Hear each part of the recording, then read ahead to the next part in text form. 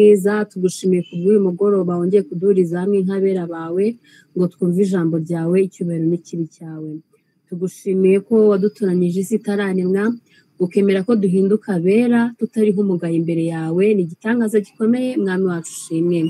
Waritanze ku bwacu wemera kwambara gukiranirwa kwacu kugira ngo muri wowe duhe gukiranuka kw'Imana atari kubw'imirimo yacu ahubwo ari ubuntu bwawe ndetse n'urukundo wadukunze. Icyubahiro n'ikibi cyawe mwami Imana, nta handi twakura urukundo rungana gutyo, ndetse buri munsi iyo tubitekereje biraturenga, ntabwo ubwonko bwacu bubasha kubishyikira uko bingana, ariko mu by'ukuri turagushimiye kuko ubuntu bwawe bukomeje kuba multiplied muri twebwe. Dukomeje kunezerwa, dukomeje kwishimira agakiza waduhaye mwami wacu. Turagushimiye cyane, dushimiye kubw'umunezero waduhaye, dushimiye kubw'urukundo turimo muri ubu ngubu mwami wacu ushimye cyane, kandi tugushimiye kubw'ijambo ryawe dukomeje kumva everyday. Tugushimira kubw'umugisha waduhaye w'abana bawe bakomeza batubwira ijambo ryawe buri munsi. Ntabwo ari ibintu bisanzwe, ariko nabyo turabigushimiye, nabo tubagushimira mwami wacu himbazwe. N'aka kanya kandi twongeye kugira umugisha wo kuganirizwa ijambo ryawe na Papa Ruva. Turagushimiye cyane, ushimwe kubwe, ushimwe kubwa Holy Spirit uri muri we, ushimwe kubwa Spirit of Wisdom and Understanding ariho mwami. Turagushimiye cyane kandi tugushimiye ko tugiriwe umugisha wo agiye kudusangiza ibyo yashyize ku mutima we. Ni ubuntu bukomeye, ni amahirwe akomeye, nabyo turabigushimiye. Reka buri wese uri ahangaha ijambo ryawe rimuhereza amahoro, ijambo ryawe rimusobanurira uwo ari we muri Kristo Yesu, kandi ijambo ryawe mwami ritanga imbaraga, ndetse Holy Spirit adufashe no gutuma turigenderamo mu izina rya Yesu atari ukuryumva gusa. Ushimwe cyane kandi uhabwe icyubahiro, ushimwe kuri kumwe natwe, ushimwe kuri muri twebwe mu izina rya Yesu Kristo, amen. Papa Ruva turakwakiriye cyane. Amen, amen. Haleluya, haleluya, haleluya. Imana ishimwe. Haleluya. Amen, Amen, amen, amen, amen. Welcome. Hari hashize iminsi nari mbakumbuye, ndagira ngo nimba bigukundira ahantu uri ufungure mikrofone unyikirize uvuge ngo haleluya, haleluya. haleluya. Imana ishimwe cyane. Nongeye kunezezwa no kubana namwe nanone mpawe cyangwa se ntewe iteka umugani w'umurundi ryo kwigisha ijambo ry'Imana. Hari hashize iminsi tutaganira, ariko ndakurikira ndi mu bantu bakurikira 100%, usibye iminsi 2 Brother Gerard yarari kwigisha, nagize akazi kenshi bitari kunkundira kuboneka, ariko ntabwo bimbuza gusubira inyuma ngo njye kuri YouTube numve record ziba zahatambutse. Nimba hari ubutumwa nkurikirana cyane ni ubutumwa buca hano. Nimba hari ahantu nabonye bari consistent mu kuvuga ubutumwa bwiza, umwaza undakongeraho tukagendera mu mujyi umwe kuzageza igihe kuzageza igihe topic tuzayisoreza, abigisha bose bakavuga ibintu byiza. Ni hano. Ntabwo rero njya ngira ubwoba ngo mvuge ngo hari umuntu ngo wavanga wagira gute, ahubwo abantu batwigisha ni abantu bakuze, ni abantu bose bahurije umujyi umwe. Ndabikunda rero, nkunda ko abantu bakiga ikintu kimwe bakakijya deep, naho bakiga imyaka 10, aho kugira ngo muri iyo myaka 10 bigemo ibintu bingana n'ibihumbi 10 ariko ntibagire na kimwe ba mastering. Ndabyanga. Ndi umwe mu bantu bakunze kwiga ibintu byinshi cyane bitandukanye. Ndi umwe mu bantu babaye muri promotion zagowe, zatangiye ziga mu Gifaransa, tugeze hagati bazana Icyongereza, none ubu ngubu nta Gifaransa tuzi nta n'Icyongereza tuzi. Ndi umwe mu bantu bize amashanyarazi, nagera kaminuza nkajya muri electronique, nkajya muri telecommunication, nkajya muri IT, nkajya muri electromechanique, nkajya muri theology. None ibyo byose nabuze ikintu na kimwe mastering, dore ko nta na masters ngira. Nabuze ikintu na kimwe mastering. Rero indyo nyinshi zivangavanze, hari igihe zitera ubwangati, ariko yo ari indyo imwe uramenya ngo iyi nayihaze nayiriye. Iyo hari icyakwishe uravuga ngo uburozi bwaturutse muri iki ngiki. Ariko se uyu munsi uzaba watangiye kwiga ibintu bimwe ejo bihinduke. So rero Imana ibaha umugisha mwinshi cyane. Brother Man umuyobozi wacu aba yabikurikiranye neza, tukiga ikintu kimwe tukakinonosora ku buryo ubutaha tuzanagisubiraho dukomereza aho twari twaratangiriye ubushize. Dukomeje rero kuganira hejuru y'agakiza, nongeye kubahereza ikaze muri iyi minsi bampaye yo kwigisha ku gakiza kuri Soteria. Tukomeje kwiga ku bintu byose bijyana n'agakiza, kandi abigisha bose batwumye kutwereka ko ariyo message yacu. Twebwe nk'abizera bo muri Kristo Yesu turi mu isezerano rishya, tuzakomeza guhamya agakiza, ntabwo tuzarorera kwigisha imibabaro ya Kristo n'ibyiza cyangwa ubwiza n'umunezero wakurikiye umusaraba we, ntabwo tuzarorera mpaka iteka ryose. Njye nahisemo kwerekana agakiza through the entire Bible, mpano ahindura sije, nararangiza kwigisha Bibiliya yose, nanjye nkomeza kwigisha agakiza through entire his subject. Ntabwo nzigera njya urusije. Ubu narigometse ariko nigometse neza. Iyo wigometse ukigomeka kuvuga iby'agakiza bifitinga mu bintu byose bazanye. Ibintu byose uzazanamo nitubonemo agakiza, aho ngaho nzaba nibuza, ariko mu bintu uzazana hakaba harimo agakiza, aho ngaho nzajya nibonamo. Ubushize rero turi kuganira twagarukiye ku kwinjira, ku mwinjiro, umwinjiro w'urupfu mu buzima bwa muntu. Twabonye uburyo ki ibyaha cyangwa se icyaha cyabaye umwami kikadominatinga umuntu. Icyaha cyazanywe n'umuntu, kimaze kuzanwa n'umuntu kirema Satani, kimugira umutegeka utwara isi. Intebe ye y'ubwami ihita iba ndani mu mitima y'abatumvira Imana bose. Twabibonye mu Befeso mu gice cya 2. Twabonye ko Imana kuva kera yamye imenyesha umuntu ubushake bwayo ku muntu. Bwari ubuhe? Bwari uko umuntu azarya ku giti cy'ubugingo, aricyo Kristo, amaso ye agahumuka ahumuwe no kurya ku giti cy'ubugingo. Kugira ngo umuntu abiki agumye abe partaker of God's nature, agumye aba umufatanyabikorwa, agumye aba umusangizi wa kamere y'Imana. Twabonye ko ubushake bw'umuntu butabikunze. Twabonye ubushake bugera nko muri 3 muri Bibiliya. Twabonye ko aba ubushake bw'Imana, ubushake bw'umuntu n'ubushake bwa Satani, kandi twabonye ko ubushake bw'umuntu butari independent, ahubwo umuntu iteka mu bushake bwe adependinga kuri something which is superior to him. Umuntu yadependingaga ku Mana, arangijeho deliberately ku bushake bwe ahitamo kudependinga kuri Satani ku bijyanye n'ubuzima bwe bw'umwuka. Kandi twabonye ko ubuzima bw'umwuka aribwo bwafectinga ubuzima busanzwe. Ntabwo umuntu batuzanire Matayo 6:24, ntabwo umuntu ashobora kudependinga ku Mana no kuri Satani icyarimwe. Yesu yarabyivugiye ngo nta wakeza abami babiri, yakanga umwe agakunda undi, yagumya kuri umwe agasuzugura undi. Ntibibaho. Ntabwo mushobora gukorera Imana n'ubutunzi, ntimushobora gukorera umucyo n'umwijima, ntimushobora gukorera ijuru n'ukuzimu, ntushobora gukorera Imana ngo ukorere na Satani. Nta gutandaraza kubaho. Umuntu akorera umutwaro umwe. Muri Edeni umuntu yanze ubushake bw'Imana, abwanga ku bushake bwe, ahitamo kwibera munsi y'ubushake cyangwa se munsi y'ubutware bw'urupfu. Uko niko Satani n'ubushake bwe byahise bidomina Adamu. Adamu wubashye ijwi rye. So bimaze kuba rero hari ibintu bigera nko kuri 7 byabaye. Icyambere ngo ku bw'akavukire, ku bwa nature y'umuntu, umuntu ahinduka ngo uwo kugirirwa umujinya nk'abandi bose. Niko mu Befeso 2:3 bavuga. Cya kabiri mu itangiro mu gice cya 3, umuntu amaze gutakaza fellowship n'Imana, amaze kuva muri communion n'Imana, ngo abatakibasha kwitaba ijwi ry'Imana, abatakibasha kuba muri fellowship, ubushake ubusabane bwe n'Imana tayari buba bwarangiye.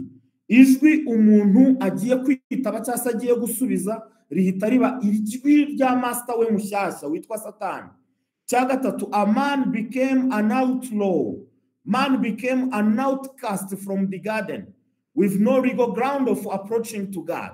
Muri Genesis mu itangiro 3:24 ngo nuko Imana yirukana umuntu, ngo mu ruhande rw'iyo ngobyi yo muri Edeni rwerekeye burasirazuba ishyiraho abakerubi n'inkota yaka umuriro izenguruka impande zose ngo ibuze umuntu inzira ijya kuri cya giti cy'ubugingo. Hari ikintu abantu batigeze batekereza hano, hari ikintu abantu batigeze batekereza muri uyu murongo Frederica duhaye. There is one of my Christocentric theology teachers bamwita E.W. Kenyon yaravuze ngo iyo Adamu atirukanwa muri Edeni agakomeza kugira access ku giti cy'ubugingo, magambo yaravuga ngo it would have been an unthinkable crime for the nature of God and the nature of Satan to have been united in one individual. Byari kuba ari icyaha ndengakamere gikomeye cyane kubona kamere y'Imana n'iya Satani bihurira mu muntu umwe. Ntabwo ibyo bintu bibaho. Ibaza icyo cyaremwe nawe cyari kuba kivuye muri iyi union. Banange, tekereza nawe. This would have been like a redemption yari kuba ibaye impossible. Ariko ikintu cya kane ndaza kuhagarukaho neza. Ikintu cya kane muri Genesis igice cya kane ku murongo wa 8, urupfu rw'umwuka Adamu yihaye kuba imbata yarwo nibwo rwatangiye kubyara impfu zindi zose, harimo n'urupfu rw'umubiri. Byo murabizi, umuhungu we w'imfura bitaga Kayini yica ubuheta, arangije aranabeshya. Abeshya Imana ko atazaho muri umuntu wari. Kuva icyo gihe karakteristike ebyiri za Satani zitangira kumanifestingira mu buzima bw'umuntu. Amadala, a liar. Bibiri iravuga ngo kera kose n'umwicanyi kandi n'umubeshyi. Biba bigaragaye mu muntu. Icya gatanu, Adamu atangira gufiringa ingaruka z'icyaha cye. Ibi ni ibintu byabaye kuri Adamu amaze gucumura. Atangira gufiringa ingaruka z'icyaha cye. Ntabwo yacumuye ku Mana gusa, ahubwo yanacumuye ku nyoko muntu yari itaravuka. Bwarakeye umunsi umwe avuka akana keza kakuzukuru ke mu muryango we, maze Adamu yanga ko bakita izina, akitira izina. Muri original Hebrew writings ni Adamu wise umwana wa Seti, aramwita ngo ni Enoshi. Enoshi bisobanuye moto, igipfa, ikiyoborwa n'urupfu, death domed, Satan lured, uri munsi y'ubutware bwa Satani. Adamu yatangiye kwita amazina abuzukuru be, ahereye ku mwuzukuru wa mbere amwita izina rireflectinga kwicuza kw'icyaha cye. Gatandatu, uko bukeye akazuba karashe inyoni ziririmba, Adamu niko yarushagaho kumva imiborogo n'amajwi y'imibabaro y'ibyaremwe ari kuvugira mu matwi. Inyamaswa zitangira guhigana, zitangira kwicana, amajwi yo kuniha aba ahantu hose. Ibintu biraniha. Adamu akumva umuniho, uko yawumvaga niko yarushagaho, niko byarushagaho gushimangira agahinda ke kubw'icyaha cye. Adamu nuko yisanze. Icya karindwi, yisanga atakiri mu busabane bw'Imana n'Imana completely and eternally. Adamu ikintu yatakaje ikintu cy'iteka ryose. Ndaza kubivuga kuko yari Uwiteka. Yatakaje urukundo, atakaza rest, ikiruhuko, atakaza umunezero. Nta mahoro na make Adamu yari afite. Uko rero niko intambara zatangiye mu isi. Amoko arwana, urubyiruko ruricana, abantu bakica abandi, habaho kurimbuka, habaho no kurimburana ku isi. Mu isi ibintu biradogera, kuko icyaha cy'umuntu cyari cyatangiye kubyara ibindi byaha byose. Mwabantu mwe, ibintu byazanye kurimbuka kuzanywe n'indwara, ibyorezo, impfu. Ibyo byose byabaga bifite backup mu cyaha, byabaga bifite backup ituruka kwa Satani, biraza biyogoza isi. Imana rero ikintu yakoze aho ngaho, yarekeye umuntu amahitamo ye. Ibyo byose bibi byabaga ni collaboration y'umuntu n'umubi, ari we mwanzi w'Imana. Imana iracyari yayindi, iracyari nziza, ntabwo yigeze ihinduka, nta nubwo izahinduka. Imana ishimwe cyane. Kugeza ubu ntabwo umuntu yari yakamenya impamvu imyaka y'igenda igabanuka guhera avutse kugeza apfuye, cyangwa se avuye mu mubiri. Ntabwo yamenye impamvu atakiramba nka basekuruza. Ni ukubera ibyaha, ni ukubera icyaha mu buzima bw'umuntu. Nta munezero na muke umuntu agihereza umuremyi we. Umwuka w'umuntu ufite inzara n'inyota nyinshi cyane. Unyotewe Imana yahoze isabana nawe, ariko ntabwo ashobora kongera kuyibona. Niko biri. Uku kuyibura rero, uku kuyibura kwabayeho niko kwatumye atangira kuvuga ko Imana itagira urukundo. Imana ngo ntigira santima. Mw'abantu mwe, niko batangiye kuvuga. Umuntu ni wamubwira ko Imana ari umubyeyi, ahita kubaza aho yari iri muri murongo urwenda n'akanga, ahubwo abantu bapfaga. Umuntu yanze Imana, yanga completely, arayanga adashingiye ku byo Imana yakoze, ahubwo ashingiye ku byo yakoze we na master we ubwe. Tangira kuyigerekaho impamvu zose zo gutsindwa kwe. Umuntu niko ameze. impamvu zose zo kwibura kwe, impamvu zose ubwe yizaniye atangira kuzigereka ku Mana. Ibintu umuntu yihaye akanabigenderamo ku bushake. Ari scientist umwe uherutse kuvuga ngo the God of Christians is not a God of love. The sisters of charity are kinder than he. Mu Kinyarwanda no kuvuga ngo yaravuze ngo Imana y'Abakristo ngo ntabwo ari Imana y'urukundo namba ntikunda, ngo ahubwo ababikira b'imbabazi bano basere de la charité ngo bayirayirusha pe. Uko niko yayibonaga. Bino byatewe n'iki? Niki cyabiteye? Niki gituma so akuganiriza akakubwira ati jya imfura mwana, jya imfura, ugire neza na bose, bane na bose, usangire na bose, ariko ibintu by'Imana ibyo nima, icyo ni igipindi cy'umurozi wo mu kirambo uturuka ishyamba. Ubwo kandi abari kukubwira umukoroni mujye mumenya Ikinyarwanda. Kakubwira ati niki gituma like niki kintu nibaza gituma umuntu wese usa nkaho amaze kuminuza amashuri y'inaha mwisi, ufite ubushobozi n'ubumenyi muri za science wese, ukomeye mu bantu, yaba umutegetsi cyangwa umuyobozi w'abandi, niki gituma seka akanerekana ko ibyo kubaho kw'Imana ari igipindi, ari siyasa? Niki? Ni ukubera ko umuntu yahumwe amaso, agahumwa amaso na spiritual father we witwa Satani. Mana ishimwe, mu minsi yashize ndakeka rejo bundi apostle ari kwigisha yavuze neza, avuga ku kintu, aravuga ngo nagira ngo mbamenyeshe ko mu bitwa abantu mwebwe mutakirimo, mubahumwa amaso ntabwo mukirimo. Mu rwa kabiri rw'Abakorinto 5:17 ngo umuntu wese iyo ari muri Kristo, haleluya, ngo ntabwo aba akiri umuntu, ahubwo aba ari icyaremwe gishya. Imana ishimwe, ngo ibya kera byose, ibyo kuba umuntu byose biba bishize, dore byose biba bihindutse bishya. 18 ngo ibyo bishya byose bituruka ku Mana yiyunze natwe ku bwa Kristo. Imana ishimwe cyane mano, Imana ikaguhereza, ikampa, ikaduha umurimo wo kuyunga n'abandi. Nguwo umurimo ufite. Umurimo ufite ni ukunga Imana n'aba bantu bahumwe amaso n'umubyeyi wabo witwa Satani, ni ukubakura mu mwijima, tukabamurikirisha umucyo wa Kristo, ubundi bagahumuka bakaza mu mucyo. Dore urupfu rw'iteka ariyo kamere ya Satani yaragiye ifata intebe n'icicaro mu mutima w'umuntu. Ibyo nibyo byazaniye isi ibyaha byinshi, nibyo byazanye indwara, nibyo byazanye impfu, nibyo byazanye agahinda gasimburana n'akandi. Mu mwijima mwinshi waraje usaba ubuzima bw'umuntu Imana yaremye. Ariko inkuru nziza, haleluya, inkuru nziza ntabwo ari uko umwijima wakwiriye isi, inkuru nziza si uko ibyaha byarushijeho kugwira, ahubwo ubutumwa bwiza gospel, inkuru nziza dufite ni uko umucyo w'ukuri warashe kandi ukarasa, urasiye muri uwo mwijima.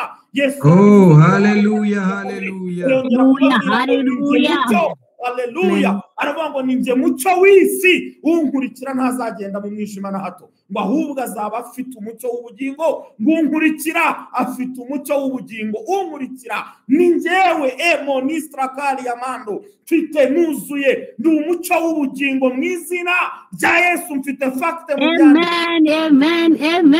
mfite fakte mu byanditswe hope yuko ndi umucyo w'ubugingo. Yohana 9:5 Yesu yarabyivugiye, aravuga ngo nkiri mu isi, ni Yesu wivugaga, aravuga ngo nkiri mu isi ndi umucyo w'isi.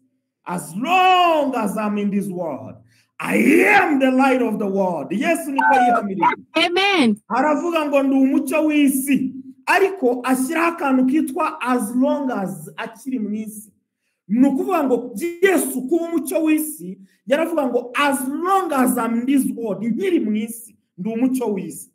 Yohana 12:3 arababwira ngo hasigaye umwanya muto, umucyo ukiri muri mwe. Yari ari kubabwira iki? Yari ari kwannouncinga ko igihe cye cyo kuba umucyo w'isi cyangwa cyo kuba umusito mu isi cyenda gusimburwa n'igihe cy'itorero rye muri rusange. Niyo mpamvu muri Matayo 5:14 yavuze ngo mwe nge nawe muri umucyo w'isi, umudugudu wubatswe ku mpinga y'umusozi, ntabwo twabasha kwihishira. Imana ishimwe cyane. Bukeye intumwa Paulo iratwandikira mu Efeso 5:8 iravuga ngo kera la mandra zetaine, ngo mwari umwijima ngo none muri umucyo mu mwami Yesu ngo mugende nk'abana b'umucyo. Imana ishimwe cyane. Haleluya. Ubyimenyeho uyu munsi.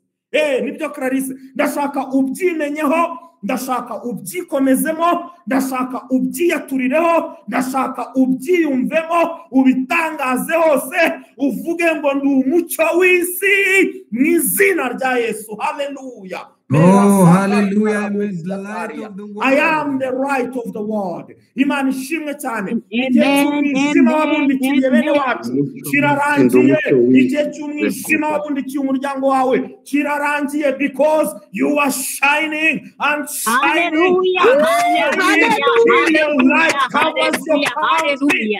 Your life covers your name. In the name of Jesus Christ, you are going to shine till your light covers. Amen. In the name of Jesus Christ. Numucyo menda bosakara bakayabo. Numucyo ndarabagirana. Amen. Ndashashagirana la brosakaya. Nurumuri rutazima. Amen. Imana ishimwe cyane. Umwijima urambona ugahunga kubera iki? Ndi umwana w'umucyo. Imana ishimwe. Data yitwa se w'imico yose, kandi muri iyo mico nanjye ndimo, niko Yakobo yavuze. There is no darkness in your presence. Yes, Papa Damien. Yakobo yarabivuze muri 1:17 aravuga ngo ni se w'imico. Imana ishimwe ngo ni se w'imico udahinduka, ngo kandi ntagira igicu cyo guhinduka. Oh, la brasaka ya baba, ubwo adahinduka nanjye simpinduka. Uko ari niko ndi muri we no muri nge, harimo umucyo gusa, nta mwijima na mbutubamo, nuzuye umucyo gusa. There is no darkness in me. There is no darkness all around me. I am the light. Oh, garabosi yataria. Glory, glory to God. Imana ishimwe cyane. Le brasate le gobaramande le bosaine. Imana ishimwe cyane. Ndi umucyo w'isi. Ujye uvuga ngo ndi umucyo, muri nge nta mwijima na mucyo hari. Frederic tuzanira Efeso 4:17 ku murongo wa 10 n'umurongo wa 18. Efeso 4:17-18. Imana ishimwe cyane. Ndi umucyo w'isi. Oh, mareze taina. Muri ibyo yaravuze ngo nge ndi umukristo. Icyo ni ikintu kinezeza umutima wanjye. Ila brasa, ujye unezezwa n'uko uri umucyo w'isi. Uvuga ngo muri wowe nta mwijima uhari. No matter what circumstances are in your side, but you are still alive, you are still victorious. Pereboshi ya labaria. Paulo arabwira Abefeso, arabwira ngo nicyo gituma mvuga ibi nkabihamya mu mwami, yuko mutakigenda nk'uko abapagani bagenda bate, ngo bakurikiza ibitagira umumaro byo mu mitima yabo. Ubwenge bwabo buri mu mwijima, kandi ubujiji buri muri bo, no kunangirwa kw'imitima yabo, ibyo ngo byabatandukanije n'ubugingo buva ku Mana. Ngize ingaruka z'icyaha cy'umuntu rero bene data. Nuko umunyabyaha ahava akagera, umwijima wose aho uva ukagera. Umunyabyaha hari ubwenge bwe buba buri mu mwijima, kandi biravuze ngo abatandukanijwe n'ubugingo, abatandukanijwe n'ubuzima buva ku Mana. Ubuzima buva ku Mana ni ubuzima bw'Imana, ntabwo buba buri muri we. Man is completely alienated from the life of God. Niko Paulo yabwiye Abaroma mu gice cya 5 ku murongo wa 12 arabwira ngo ibyaha byazanywe mu isi n'umuntu, urupfu ruzanwa n'ibyaha, ngo uko niko urupfu rugera ku bantu bose rukabageraho. Kubera iki? Kuko bose bakoze ibyaha. Ibyo ngibyo rero birivuga ngo niko Paulo yabwiye Abakorino, ndakeka mu rwandiko rwa 2 igice cya 4 ku murongo wa 4 ari kuvuga, baravuga ngo nabatizera, ngo ab'Imana y'iki gihe yahumiye imitima kugira ngo umucyo w'ubutumwa bwiza bwa Kristo ari we shusho y'Imana utabatambikira. Umuntu wese wo kwa Adamu akeneye ikintu cyitwa ubugingo buhoraho, akeneye ubugingo buva ku Mana, akeneye kuva mu mwijima mwamicyo, akeneye kuva mu mwijima kugira ngo aze muri mwe. Iyo umuntu aje muri twebwe, Yohana yabwiraga abantu akababwira ngo ndabandikiye ibi kugira ngo muze muri twebwe, mufatanye natwe. Ni ukuvuga ngo muve mu mwijima muze mu mucyo. Umuntu wese akeneye kwifatanya namwe akaza mu mucyo. Ikindi nagira ngo babwire, nta muntu wakifasha, nta muntu n'umwe binyuze mu mbaraga ze wakifasha ngo aze mu mucyo. Niyo mpamvu akeneye icyo Kristo yakoze, akeneye kukibwirwa. Ntabwo akeneye story zawe, nta nubwo akeneye Imana ijye imfasha muri ibi bintu. Hari igihe njya mu rusengero nkava narakaye, nagombye kuhava nishimye. ntabwo akeneye story zawe, ntabwo akeneye ukuntu Imana yakuvanye tingitingi. Akeneye kumenya icyo Imana yakoreye muri Kristo Yesu kugira ngo umucyo w'ubuzima umurasire. Nta muntu n'umwe wakivana muri kondisiyo y'icyaha. Nta muntu wundi wabasha gucungura undi. Story zawe ntabwo zamukura muri situation arimo. Izo motivation speeches ntabwo zamukura muri kondisiyo arimo. Icyakora yaba elevated aho mu rusengero, yamara gusohoka bya bintu byo kwa Makiri, byiro de bar kwa Makiri mwene Miyeri akaba yabisize mu rusengero. Kubera iki? Ibyo kwa Makiri niro de bar ni wanyu kwa Sagatwa na Rudoviko ntabwo byamukura hari ahantu ari.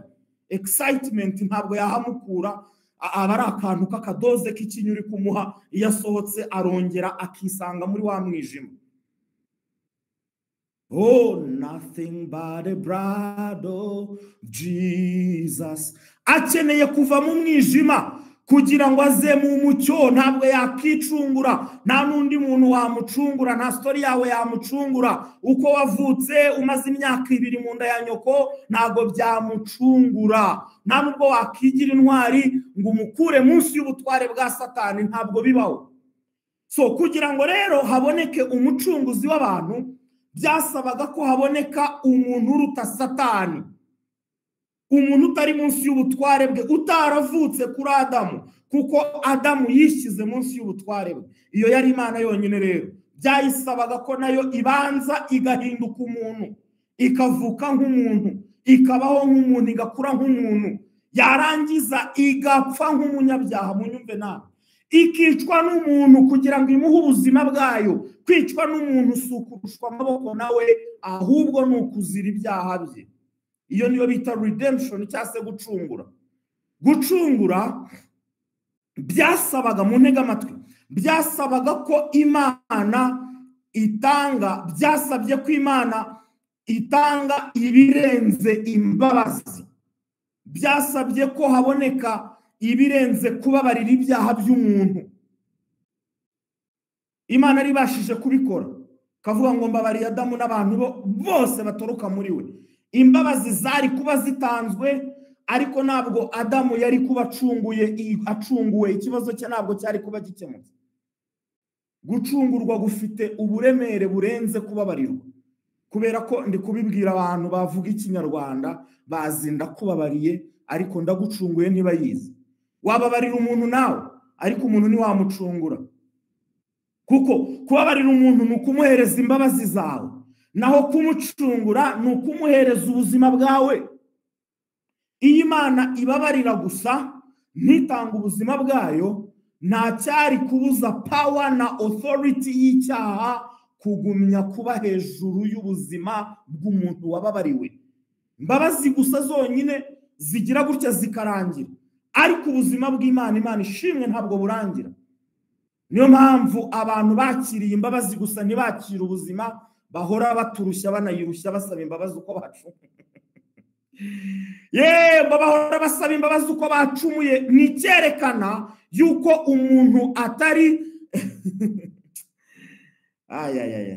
baba bavuga ngo pake y'izo bakiriye ubushize zirangirana no kongera gukora ikindi cyaha. Unyumve neza.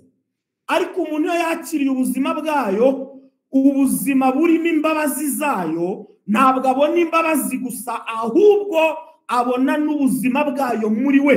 Niho Yohana yise imbuto batuzanire, Yohana 1:9. Yohana yabyise imbuto y'Imana muri twebwe, the seed of God in us.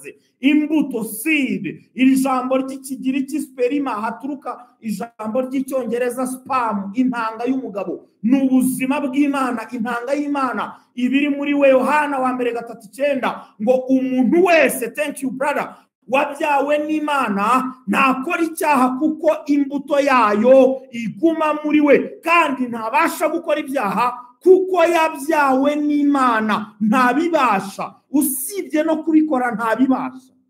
Mu gucungurwa rero twakiriye ikirenze imbabazi, twakiriye ubuzima, twakiriye imbuto. Imbuto ni iki? Ni ubushobozi bw'Imana, ni kamere yayo muri twe ituma tudakora ibyaha. niyo mpamvu tuvuga tweruye ko imbabazi zayo twakiriye ari iziteka byose. Imana ishimwe cyane. Zana Abaheburayo 10:11 n'umurongo wa 3. Abaheburayo 10:11 n'umurongo wa 3. Abaheburayo 10 umurongo wa 11 n'umurongo wa 3. Ndashaka mvuge gatoya ku byo gusaba imbabazi, gatoya cyane. Imana ishimwe cyane. Bibiliya iravuga ku murongo wa 11 Abaheburayo 10 ngo kandi umutambyi wese ahagarara iminsi yose akora umurimo we, atamba kenshi ibitambo bidahinduka. Mereye ku murongo wa 11 nta kibazo. Ngo ibitambo bidahinduka bitabasha iteka kugira uwo bikuraho ibyaha. Umwanditsi hano ari kuvuga iki rero? Ari kuvuga ku Bisiraheli, abo twita God's covenant people. Ari kuvuga ko nubwo bahabwaga imbabazi mu gihe gucungurwa kwari kutaraba available, bakomeje kuba spiritually dead. Imbabazi ntacyo kizabamarira. Bakomeje guhora iteka bazikenera. Ubundi ikintu uzarya cyangwa se uzahabwa ariko bikaba ngombwa guhora ugikenera kiri fresh, icyo kintu nta mumaro w'iteka kiba gifite. Bagomezaga bakeneye imbabazi zitarangira. Ndabyibuka nanjye nyiri umupane koti kera tumaze kwatura ibyaha, ukumva uyoboye ati umukuru uri muri twebwe hano, ubwo ni pasiteri cya perezida wa korari, ngo nahaguruka dutambira iki gitambo. Ubwo nabaga namenye icyo ashatse kuvuga nyine. Kudutambira igitambo ngo nuguhagarara mu mwanya nk'umutambyi akadusabira imbabazi mwene data. Nagira ngo nkubwire ngo nk'uko ihene n'intama by'abatambyi n'amasekurume byo mu isezerano ya kera rya kera bitashoboraga gukuraho umuntu icyaha na kimwe, ahubwo abo bantu bagahora batamba ibitambo bitarangira, bitanafite ubushobozi bwo guha umuntu ubuzima yari akeneye. Ni nako na bishop wo muri 2025, ni nako apostle wawe uyu munsi adashobora kuguhesha ubuzima bw'Imana muri wowe kubwo kugusabira imbabazi z'ibyaha wakoze. Amakosa akomeye cyane abaho uyu munsi ni ukwibwira ko wowe ubwawe cyangwa undi umeze nkawe, nubwo yaba ari umuyobozi wawe ari kunyuzamo agacumura, yewe rimwe na rimwe akanabikora kukurusha, ni ukumva ko muri mwe havamo igisubizo cy'ibyaha. Never. Redemption yasabye ko Imana idafite kamere muntu, Imana ihinduka umuntu ariko ntikora icyaha, kugira ngo bigende gute? Kugira ngo mu gihe gikwiriye izitangeho igitambo cy'iteka ryose. Icyo gitambo gikureho ibitambo byose by'abatambyi, ibitambo byose by'abayobozi b'insengero na za kiliziya, bikureho za penetensiya n'umwanya wo kwiyuzuza nayo. Kubera iki? Kuko ntiwabishobora wowe kwiyuzuza n'Imana cyangwa se undi muntu akuzuze nayo. Ibi nibyo ukeneye kumva. Ahubwo Yesu wenyine, the incarnate God, niwe watwujuje nayo. Imana ishimwe cyane ngo yari amaze kwitambaho igitambo cy'iteka ryose. Iyo tuvuze ngo ni igitambo cy'iteka ryose, tuba tuvuze ko rezilita zacyo ari iz'iteka ryose. Ntabwo ari rezilita z'umwaka cyangwa ukwezi cyangwa ibyumweru runaka, ahubwo ni rezilita z'iteka ryose. Ntabwo ari rezilita zizafeiringa umunsi wakoze ikindi cyaha mu minsi iri imbere, ahubwo ni rezilita z'iteka ryose. Twisomera umurongo wa 3 Frederic yaduhaye. Uravuga ngo ahubwo bahora bibutswa ibyaha byabo. Nibyo bitambuka umwaka utashye. Iyo mugeze mu mwanya wo gutamba igitambo, nibwo bahita bavuga ngo mwubike umutwe, aka kanya kabibutsa ibyaha byanyu mwakoze. Umunsi umwe Imana yo hariya mu idini yari inkubise umunsi umwe rwose, yari injwibuye impoye iki ngo ndi kugumya kwatura ibyo natuye ubushize. Ariko se nabura nte kubyatura kandi babicaza waba utabyatuye bakakumerera nabi? Ngubwo se ushatse kuvuga kuri shyashya ngo rega na sko yarabikoze, na sko wanyu yarabikoze, na sogokuru yarabikoze, ngo ibyo byose bigaragara imbere y'Imana nk'ibyambaye ubusa. Ngo ba Daniel batuye ibyaha byabo n'iby'ababyeyi babo n'iby'ubwoko bwa Isiraheli byose. Ngo bushatse guceceka muri uyu mwanya uvuze ko Abanyarwanda n'abasinga b'iwanyu bose bari shyashya. Ni ikibazo. Ubundi wabivuga kubera ko ntacyo wibonamo bagahita bakumerera nabi. Ni ikibazo rero. Ngayo nguko Mana mbabarira no kubabarirwa kw'ibyaha byonyine ntabwo kwabasha gukuraho relationship cyangwa se isano umuntu afitanye na se mu mwuka ari we Satani. ntabwo byahesha umuntu ubusabane n'Imana, nta nubwo byahesha Imana data kuba mu muntu ngo ahinduke ubuturo bwe bwiteka. Icyambere, redemption must be more than forgiveness. Ndavuze ngo gucungura kugomba kuba kuruta cyane kubabarira. 2, redemption must be the giving of a new creature, a new nature, new life to man. Gucungura kugomba kuba ari ugutanga ubuzima bushya na kamere nshya Imana ikabubiha umuntu. Number 3, redemption means a new creation in the spirit of man. Man's need can only be met by his receiving the nature of God within his spirit. Uku gucungurwa ni ukwakira kamere y'Imana mu mwuka wawe, ni ukuba icyaremwe gishya cy'umwuka. Iki nicyo umuntu yari akeneye cyonyine, kuko imbabazi yari anazifite guhera umunsi acumuraho. We wari ukeneye iki? Wari ukeneye ikintu kiruta imbabazi. Wari ukeneye ko urupfu rw'umwuka rubanza rukaba completely destroyed from your life.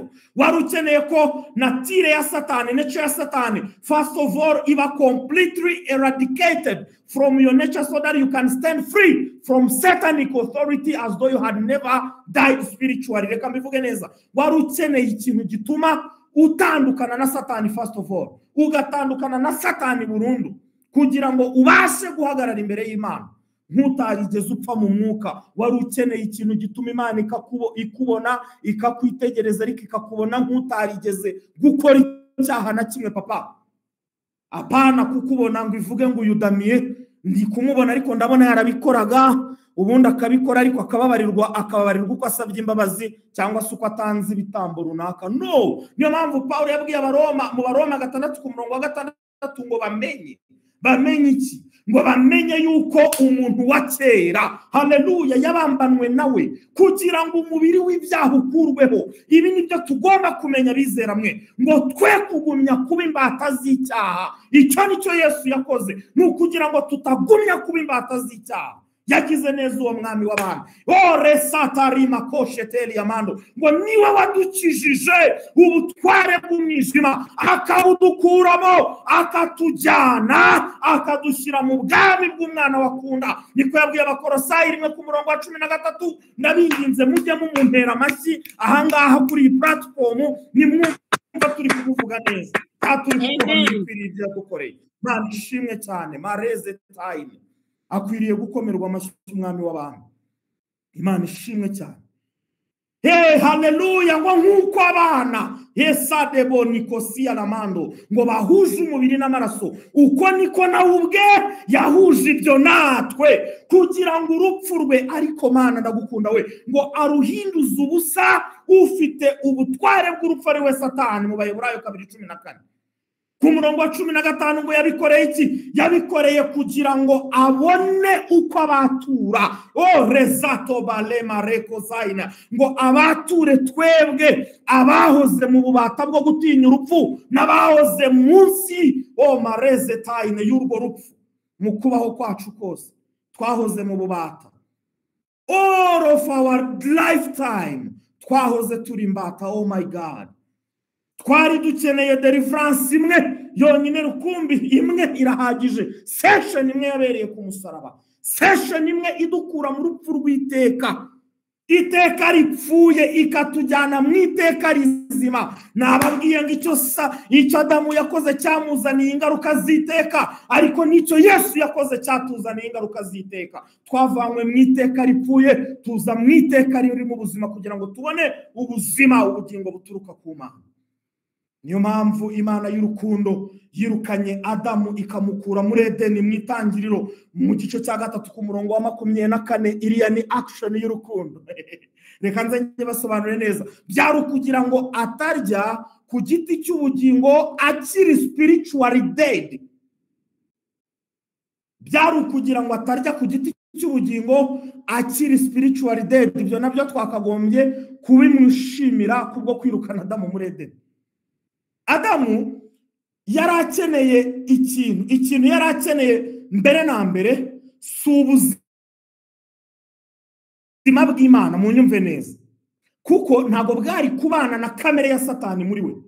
Ikintu yarakeneye cya mbere ni umusaraba wo kumucungura ukamukura munsi y'ubutware bw'ufite ubutware bw'urupfu.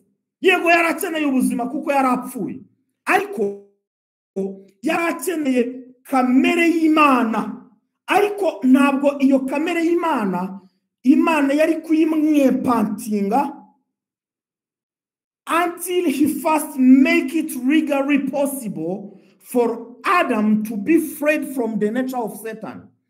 Yagombaga gutegereza ko Imana ibanza kumukura mu maboko y'umwanzi.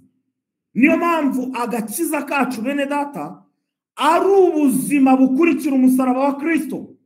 Agakiza kacu si imvugo y'Imana iri mu ijuru iri kuvuga ngo murakijijwe, oya, ahubwo agakiza kacu n'ingiro y'Imana yamanutse ikaza mu isi ikagira agakiza available. Turi kumwe nanone muvuge ngo amen.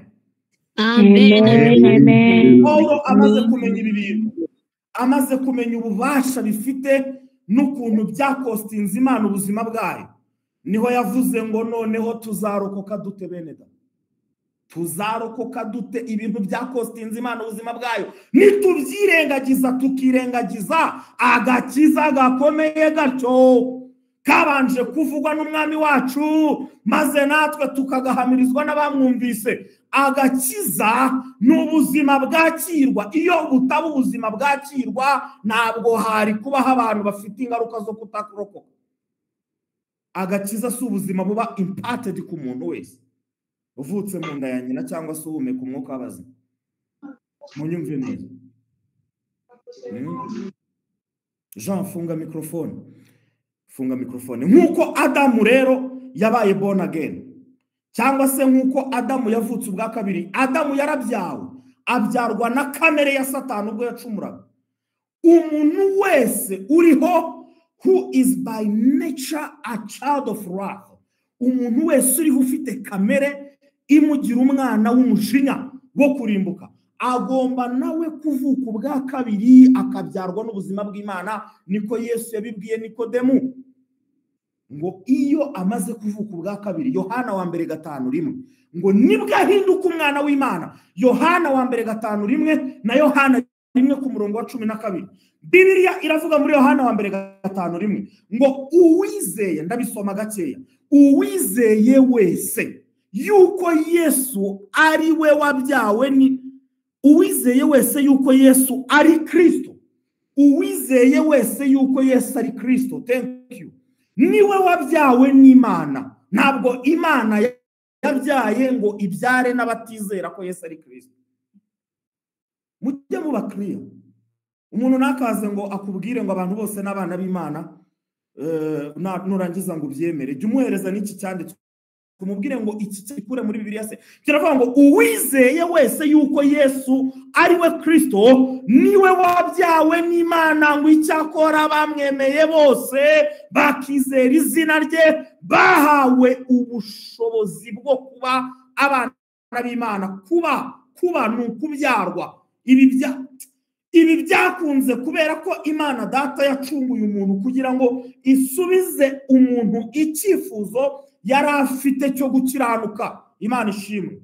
Imbabazi z'ibyaha zonyine ntabwo zari guha umuntu gukiranuka, ahubwo gucungurwa niko kwari gusubiza iyo need konyine. Sinzi niba kuko mukumvishije. Nta kuntu Imana yari gufata umuntu w'umunyabyaha ngo imuhereze gukiranuka itabanje kujya mu cyimbo cye ngo ipfe imupfiriye imuheshe kubaho kwayo. Ibi nibyo byonyine byagombaga kubanza gukorwa kugira ngo uwari umwana wa Satani Imana idekarara imubwire ngo noneho uyu munsi uri umwana wanjye ndakubyaye. So icyifuzo rero cyo gukiranuka umuntu yari afite cyatumye ku Mana hazamuka dosiye ebyiri Imana igomba gufulfilinga. Dosiye ya mbere, mu kudiringa n'umuntu, Imana yagombaga kuba Imana ikiranuka. First of all, gukiranuka kwayo ndi kuvuga ngo nuko icyaha umuntu yari yarakoze ntabwo cyagombaga kwirengagizwa, kandi igihano cyacyo cyagombaga kuba fully paid. Nabwo Imana yari kwicara ngo itange gukiranuka, ngo itange ubuzima bushyashya yirengagije icyaha cy'umuntu, itabanje kwishyura igihano, itabanje kwishyura fagitire y'ibyo umuntu yariye mu kabari. Icya kabiri, Imana yagombaga gucira urubanza Satani, ntirumucira iri mu ijuru, ahubwo ikamusanga aho Satani yakoreye icyaha kuri ground, kugira ngo ikure umuntu munsi y'ubutware bwe, ibikore on legal grounds.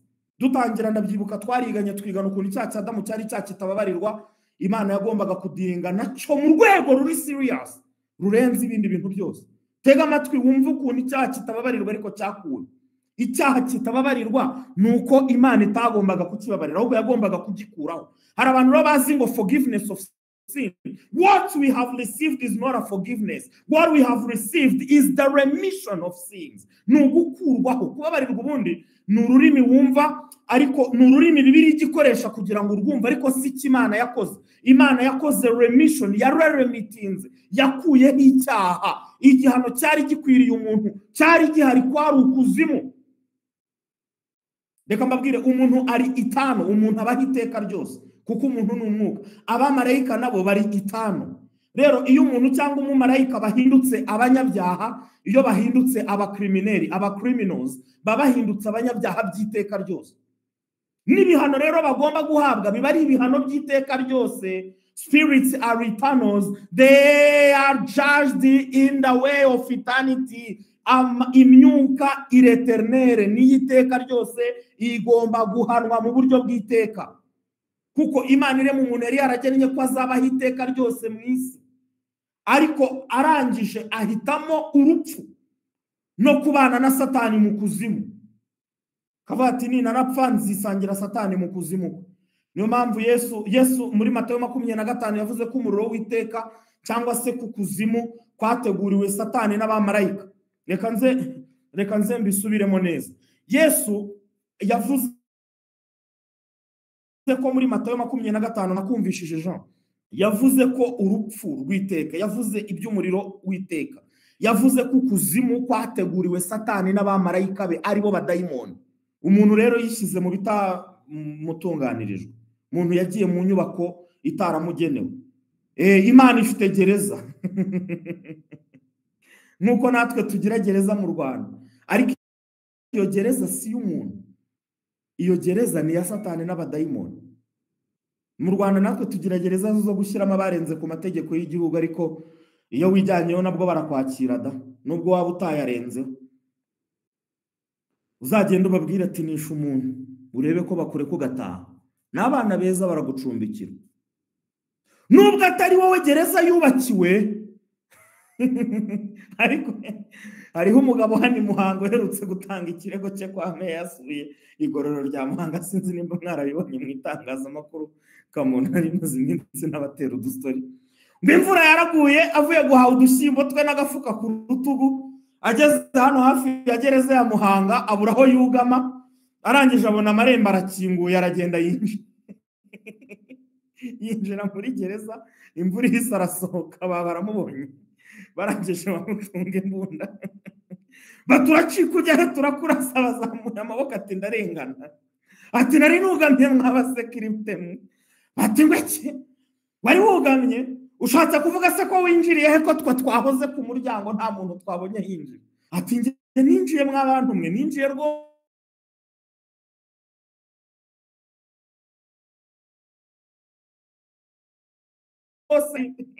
Abarakubiswe, atangiye gushinja abacungagereza uburangare bwo kutaba ku muryango, kandi atari wabangaje, atari wabakoresheje ikosi, atari wabahaye akazi. Baba mujyanye muri gereza imbere, umucungagereza itangazo aravuga ati uyu muntu ari kuvuga ko ari uwo hanze ngo yari yugamye hano da. Umwe mu bantu bashaka gucika bati ikibazo rero nimwe muri bugikemure, ese mwaba muzi uyu muntu yemwe? Urugomo rero rw'abanyeshuri n'abanyururu mwese muramuzi.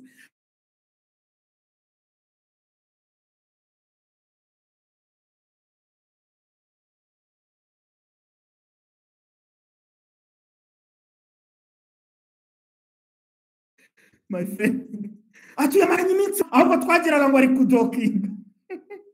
abacungagereza bamuhaye inkonji bati ntiwumva asubira mu bandi n'agafuka k'ibishyimbo kawe ubeshya ngo uvuye guhaha kandi ari ako wibye mu gikoni. Abafunzwe nta dosiye reka avuyemo vuba aha ngaha amaze imyaka yari amaze kurenga 5 nimba atari 7 ndakeka.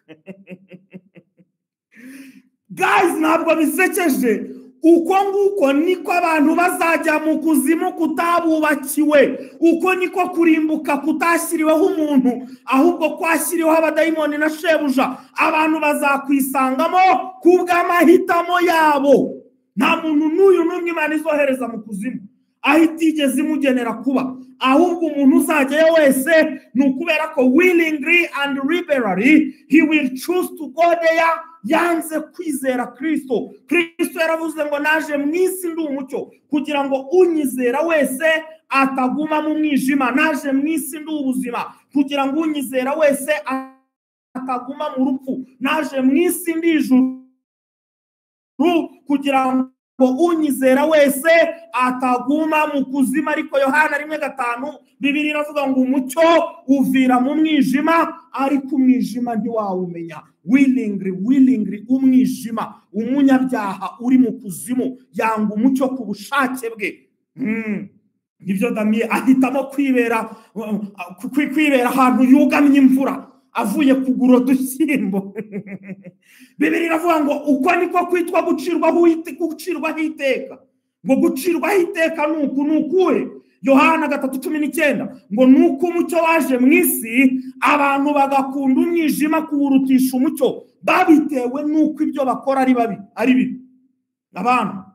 Abantu ku mahitamo yabo ntiwakoraho. Bakunze umwijima, bakunze gereza, bakunze ukuzimu kurusha ijuru, bakunze gereza basanzemo Satani kuyirutisha amahoro, bakunze gereza kuyirutisha kubohoka, bakunze gereza kuyirutisha rest cyangwa se umudendezo uri muri Kristo. Yesu yaravuze ngo impamvu y'ibyo nuko ibyo bakora ari bibi, ariko bazi inyungu babisangamo. Izo nyungu zizashirana no kwifuza kwabo, kwifuza k'uyu mubiri na kamere y'uyu mubiri iri muri bo. Bahisemo kuguma mu mwijima, banga ubugingo buturuka ku Mana. Ariko Kristo ntako atari yagize, yari yakoze byose. Yari yatanze ubugingo bwe ngo ubwakira, ubwizera wese ntagume mu mwijima no mu rupfu, ahubwo ahabwe ubugingo, uwo muntu abe iteka ryose ari mu mucyo. So mu gutanga ubugingo rero, Imana ntabwo yagombaga kwirengagiza icyaha umuntu yakoze cyo kwishyira munsi y'amaboko y'umubi no guhitamo ku bushake bwe kubana na Satani mu kuzimu. Niyo mpamvu Kristo yagombaga kwambara umubiri, akamanuka akajya ikuzimu aho umuntu yari ari kwishyurira ikiguzi cyo kuba y'ubuzima bwe bw'iteka ryose, ari rwo rupfu. Gutandukana n'Imana kugira ngo umuntu ahabwe ubugingo buhoraho kandi yongere guhagarara imbere y'Imana umuremyi we nkaho uwo muntu nta cyaha kimwe yigeze akora. Imana byayisabye kujyaho umuntu yagombaga guhanirwa, gucungurwa konyine. Imana ishimwe. Nenda gusoza. Niko konyine kwagombaga kubohora umuntu kukamuvana mu gihano cyo kugikuzimu. Ariko mu gihe umuntu ahisemo kwanga kwakira uku gucungurwa, mujye mubibabwira, mu gihe umuntu ahisemo kwanga kwakira impano y'Imana, mu gihe umuntu ahisemo ku bushake bwe kwigumanira na master we muri uko kurimbuka, hari ibintu nka 3 bimubaho. Icyambere,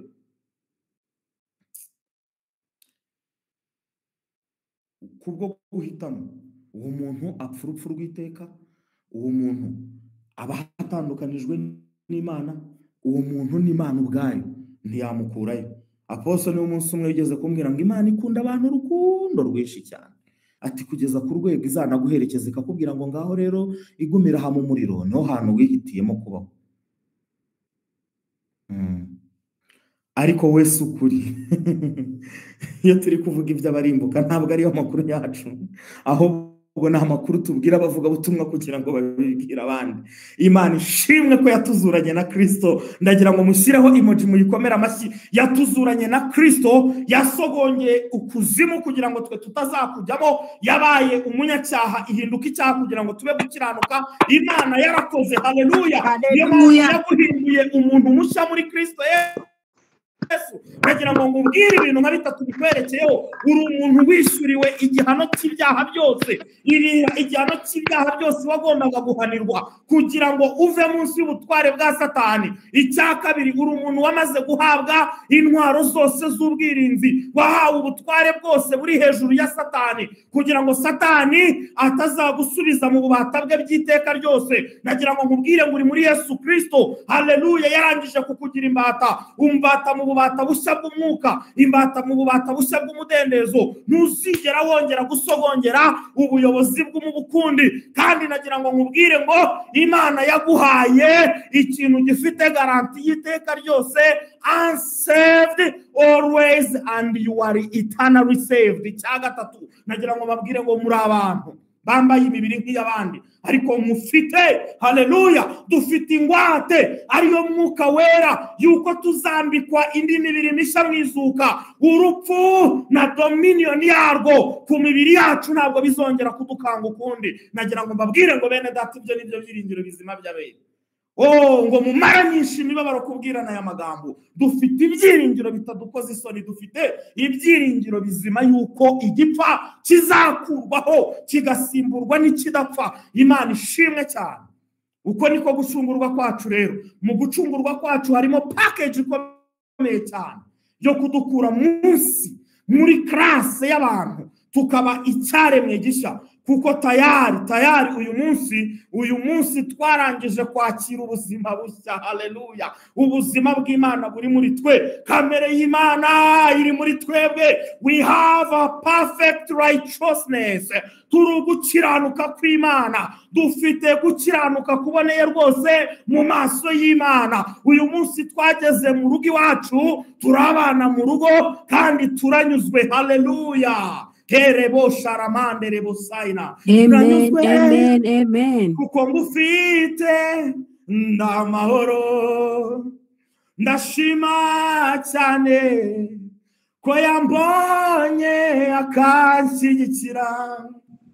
Ele brasa karamande rebo saina. Imana ishimwe cyane. Turanyuzwe. Imana ishimwe. Imana yaduhaye icyicaro, Imana yaduhaye umwanya w'abana mu mutima wayo kugira ngo kugukiranuka twahawe, kugira ngo kugukiranuka twagizwe kubako, kugira ngo ibyo twahawe byose by'igiciro cyinshi nk'abana mu rugo iwacu bidutere kugira umurage udakuka, umurage w'iteka ryose. Nta muntu wabitwaka, nta bundi bugingo cyangwa urupfu byabitwambura, nta mudayimoni wabyiba, nta cyaha cyabitwambura. Ibintu byose byashyizwe munsi y'ubutware bwacu. Mbega Imana ngo ndayikunda we, mbega Imana ngo ndayikunda. Imana ishimwe cyane. Mfite ubuzima bw'Imana muri njyewe, mfite amahoro y'Imana muri njyewe, mfite gukiranuka kw'Imana muri njyewe, mfite ubutware ibyo mu isi byose, ibyo mu ijuru byose, ibyo munsi byose. Haleluya, haleluya. Arabasakaramandere bosaile moria. Imana ishimwe cyane. Kristo niwe bwenge bwawe, Kristo niwe buzima bwawe, Kristo niwe nsinzi yawe, Kristo niwe butunzi bwawe, Kristo niwe gakiza kawe, Kristo niwe byiringiro by'ubwiza muri wowe. Christ in you, the hope of glory, my glory, my glory. Mandego baraka. Nagira ngo ufate umwanya usenge, nongere mubwire ngo fata umwanya wibwire, uvuge, unature, uvuge uriwe, uvuge uriwe mu Mana ubiheshejwe na Kristo umwami wawe. Bible iravuga ngo the communication of your faith must be effectual by the acknowledging of every good thing which is in you in Christ Jesus. Hallelujah. I have the life of God in me. I am eternally saved. I'm eternally secured. I'm eternally in the name of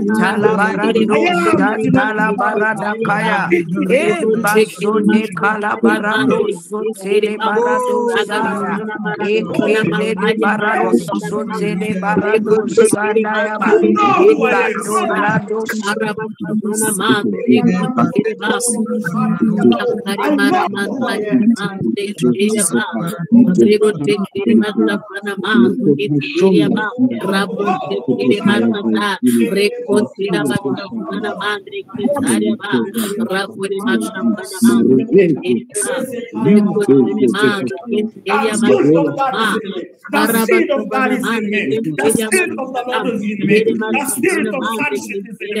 I have the holy inheritance of God in the name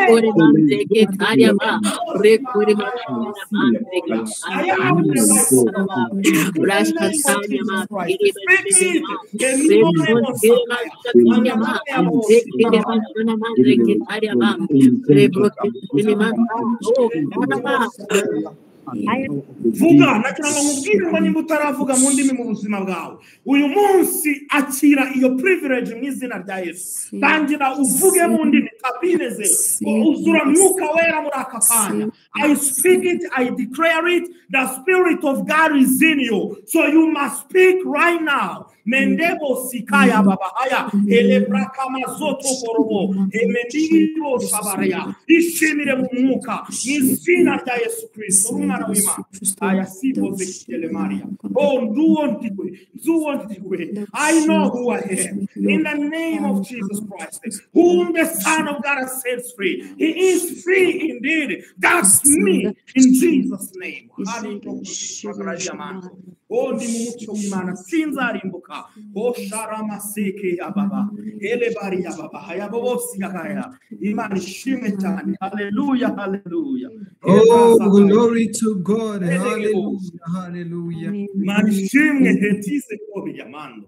Oh, sayamandia. Oh, navuye mu byaha. Hey, hallelujah. Wavuye munsi y'ubutware bw'umubi washyizwe mu bugingo bw'iteka ugomba kurihamirisha kanwa kawe warangiza ukabwira ubuzima bwawe ukabubwira ngo uwuriwe n'uw'Imana ivuga kuri we n'izina rya Yesu Kristo. Hezize teli maranda gayebo sayine. Imana ishimwe cyane ariko mwumva hari ikintu kiryoha nk'agakiza ntacyo muri umugisha mwarahezaga bana b'Imana. Oh, hallelujah. Ubwami bw'Imana butwara hallelujah hallelujah hallelujah le graberia ibyo mwahawe nibimwuzuye n'ubuntu busimbura ubundi. Hallelujah, hallelujah. Ni masi y'iteka ryose ni imbabazi z'iteka ryose marasedege boshika la Maria muri abambasaderi be mwisi muri abanyamurimo bo kuyungana bandi bapfuye bari mu rupfu n'izina rya Yesu Kristo abo nibo muri bo mareze boshika la Maria Brian Gloria elebara mandebo. Imana ishimwe cyane. Hope reka nongere wakira abashima Imana ubundi tuze gusoreza amasaha n'igihe. Urakoze muri umugisha Imana baho umugisha mwinshi cyane. Hallelujah, hallelujah, hallelujah, hallelujah, hallelujah. Amen, amen, amen, amen, amen, amen. Abantu banezerewe ni bande? Abantu bishimye muri hehe ngo mbaheze. Hallelujah, hallelujah, hallelujah, hallelujah, hallelujah, hallelujah, hallelujah. Zakia zene motavene kotasi. Amen, amen, amen, amen, amen. Amagambo ashizivuga ndumva nzibye mbaye ikiragi. Imana ishimwe cyane kubw'uyu mugoroba n'ukuri turahezagiwe. Mana yanjye numvaga tutahava none ndebera anasoje kare pe anasoje kare ariko speed yavugiraga irabimwemerera. Mana bwari uri umugisha cyane nukuri uri umugisha cyane pe uri umugisha cyane sigiye akanya bashima Imana. Urakabasigiye kanini cyane. Ni bande se bashaka gushima Imana ngo bazamura mbakire. Redemption cha forgiveness birenze kubabarirwa ntago Imana yatubabariye ahubwo yadukuyeho ibyaha yakuyeho imitwaro ntago yatubabariye. Murabyumva? Imana ishimwe ko tutababariye ahubwo twakuweho ibyaha. Ntago turi abantu bababariwe baregwe nyine babakiriye imbabazi imbere y'Imana ahubwo turi ibyaremwe bishya new creator. praise God. Turashima Imana rero ko twabyawe n'imbuto itabora, twakiriye karagita y'Imana, twakiriye ubumana muri twebwe. My goodness. Imana ishimwe ko Imana ikomeje kuryoha every day. Rero mujye mubikonfesinga nk'uko twayibonye, mujye mubikonfesinga, mukonfesinga abo muri Kristo Yesu. Yes, uyu munsi hari umuntu waduha akavidiyo kavuga ngo tugire heavenly minded. Nibyo bizatuma tuba nyine ubuzima bwacu bw'aha mu isi buba bwiza, bitangirira mu ijoro ntabwo bitangirira mu isi. Ni ukuri rwose, nibyo twumva aha ngaha bitwemera kugira spiritual minded. Icyo twahinduwe cyo kirihagije kugira ngo tugire spiritual minded. Hari abantu benshi bakiriye ubutumwa bwiza nk'inyuguti, nk'uko bahinduriwe izina, nk'uko uyu munsi naba nitwa Hope Jennifer, ejo nkazitwa Jennifer Hope. Nuko babyakiriye. Bitwaga abanyabyaha, Imana ihindura leta ibitaba kira. Ntabwo bakiriye ubuzima, bakiriye ko bahinduriwe amazina, ariko ntabwo bakiriye ubuzima bwa Kristo. Ari nabo ni ukuri bateje ikibazo gospel. Mana yanjye, bateje ikibazo gospel, batuma gospel bambi kandi gospel yakabaye nziza. N'ubundi ukabona nta hantu batandukanye n'abantu batarakira ubutumwa bwiza, n'abakomeje gututeza ibibazo. Rero ni ukuri Imana ishimwe ko twakiriye ubuzima, ntabwo twahinduriwe izina. Please, Imana ishimwe. Reka nakira abantu bashima Imana. None ndabona yego ko Imana ni benshi. Ndahera kuri nde uje neza Brandine. Uje neza Brandine, hakurikireho Papa Freddy, hakurikireho Papa Damien na Rebecca. Murakoze, uje neza ndakwakiriye. Hallelujah. Oh, reka sharabo. Amen. Hey. My God. Imana ishimwe cyane. Imana ishimwe, ndumva nuzuye umunezero. Mana yanjye, ndashima Imana cyane yuko itambabariye gusa, ahubwo yakuyeho ita rekatarebo sharadosaria. Mbese nyine Imana ishimwe cyane. Icyo ngicyo cyonyine gitumye isaba gushima Imana. Ndashima Imana ko itambabariye, ntabwo byari bihagije ko oh my God, ariko ikibazo Imana yambwiraga ngo ndakubabariye ko nagera imbere nkumva ntabwo byagenze neza, nkongera ati Imana rwose nta kuntu wakongera ukambabarira. So I thank God ko yakuyeho icyaha, itambabariye gusa. Imana ishimwe cyane. Munere Imana icyubahiro.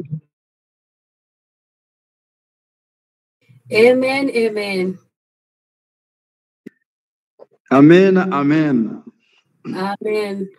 Ndashimira Imana cyane kubwo ubutumwa bwiza, kubwo inkuru nziza y'agakiza iri kushaho kwamamara. I hear the Holy Spirit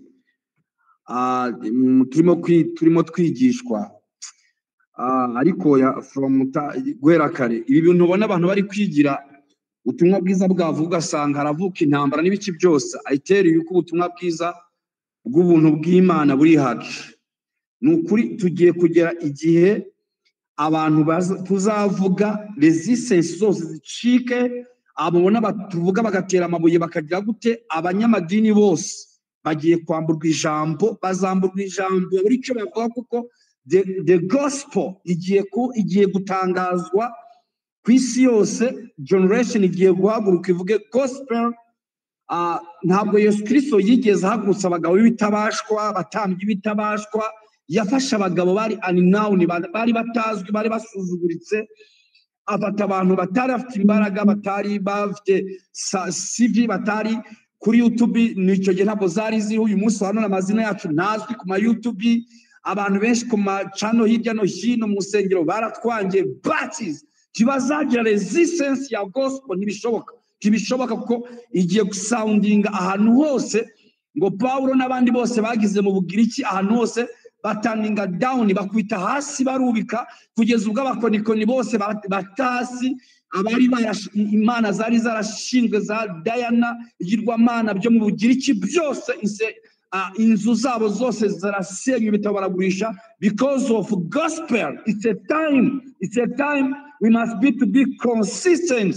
I tell you, men things bigiye kugaragara byanze bikunze, ntabwo bazaresista. abagiye bavuga ibyo bavuga igihe cyari icyo bavuge, but the gospel igiye gutwikira isi yose. Hey, hallelujah, hallelujah, hallelujah.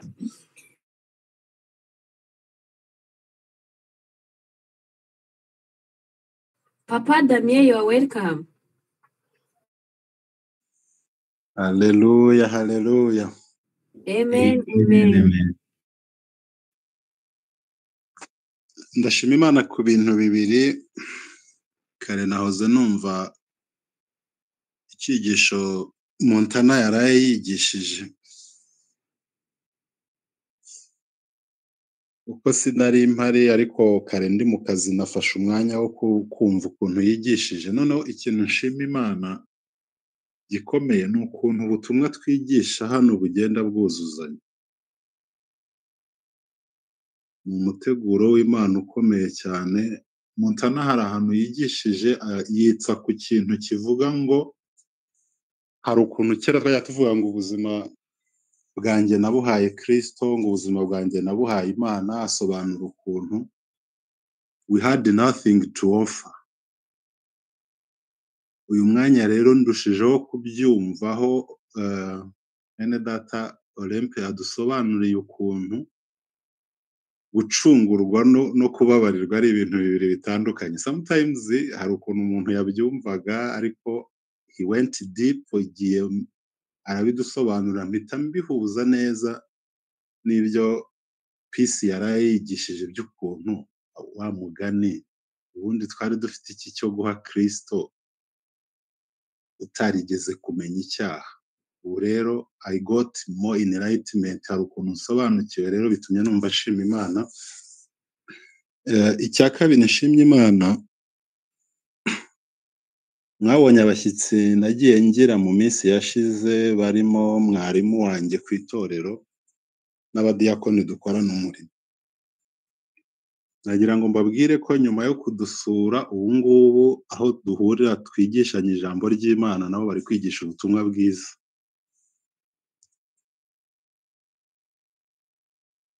Hallelujah, hallelujah.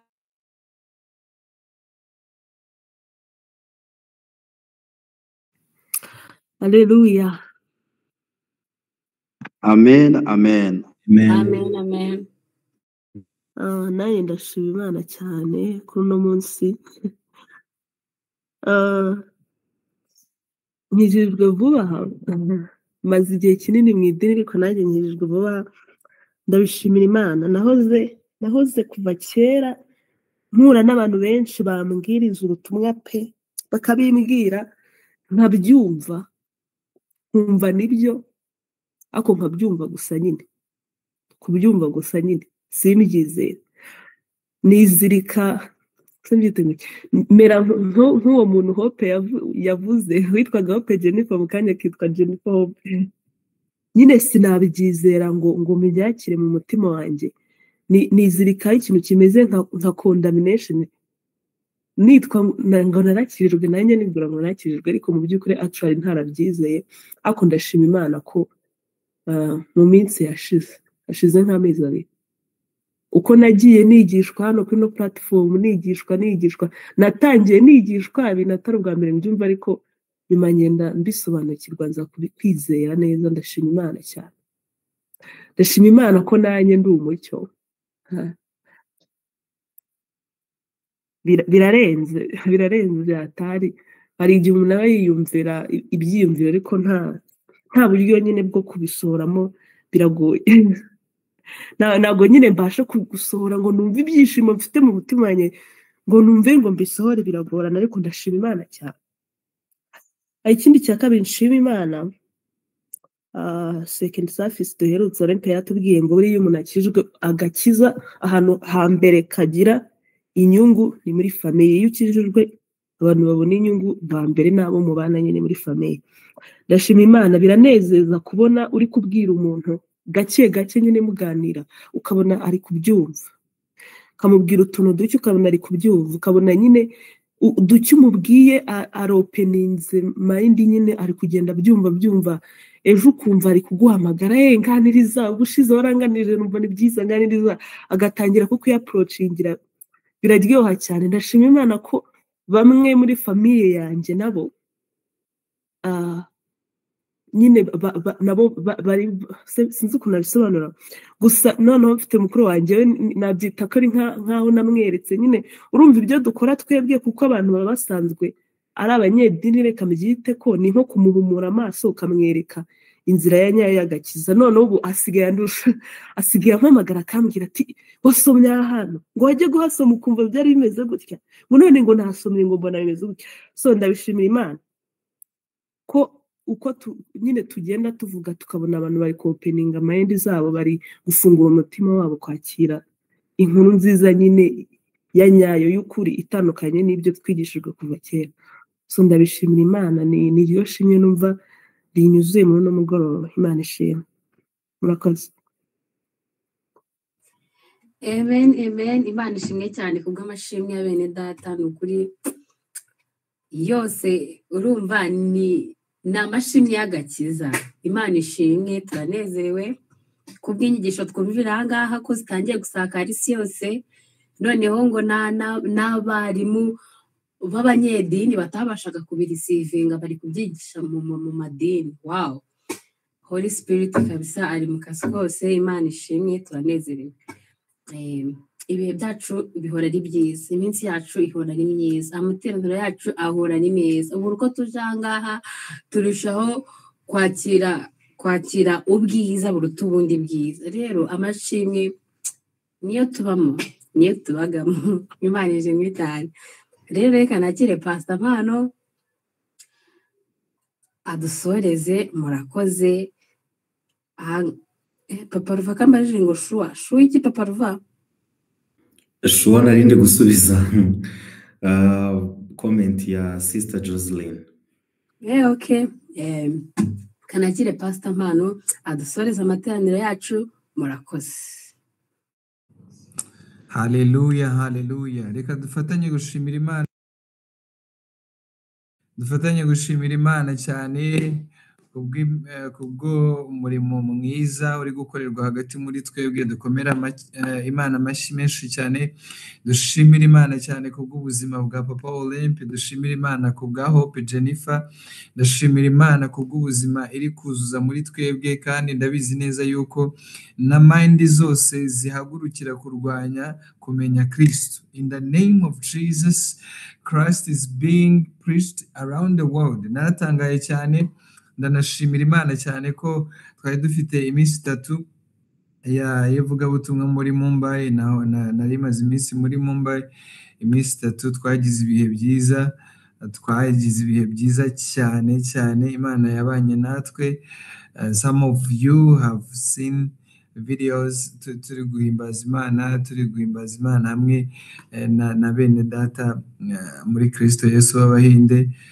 Spirit of the Lord was moving in the heart of people, kandi twarishimye cyane ko mwadusengeye. Imana ishimwe cyane kandi muri umugisha. Ikindi ndashimira Imana cyane yuko uyu munsi turi gutaha bene data twageze kuri tray stop, hanyuma duhura n'umuntu adusaba ibiceri. No, mu mutima wanjye sinzi ukuntu rya jambo Petero na Yohana bakoresheje ryajemo. Ndavuga nti nta biceri ngiye guhereza uyu muntu, ngiye kumusengera mu izina rya Yesu. Ndabizi neza yuko umwuka azakomeza gukora umurimo mu mutima we. Hanyuma turamusengera, turambura ibiganza kuri we, muramburaho ikiganza, ndamubwira ngo I don't have any coin, but in the name of Jesus I pray may your eyes be open, ubone wishurirwa agakiza k'Imana. Yumvaga icyongereza, ntabwo yumvaga igihinde cyonyine, yumvaga n'icyongereza. Ndashimira Imana cyane.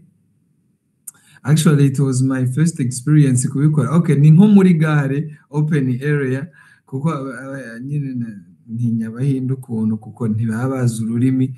Najyaga mvuga saba ndabasengera, ndababwira se Yesu gute, nkabikorera nyine mu mazu y'imbere. Ariko Imana ishimwe cyane yuko ndanasenga kugira ngo buri wese muri twebwe agire spirit of boldness. Ndabizi yuko hari many accusations, ndabizi hari many contradictions mu mitima y'abantu, even n'abamenye ubutumwa bwiza bamwe muri twebwe basubira inyuma bagacontradicting ibyo twiga, ariko in the name of Jesus ndasenze kugira ngo umucyo ukomeze kutumurikira, twe gusubira inyuma, ahubwo dukomeze tujye imbere, kuko we press forward in the name of Jesus. So rero mukomeze kuba umugisha.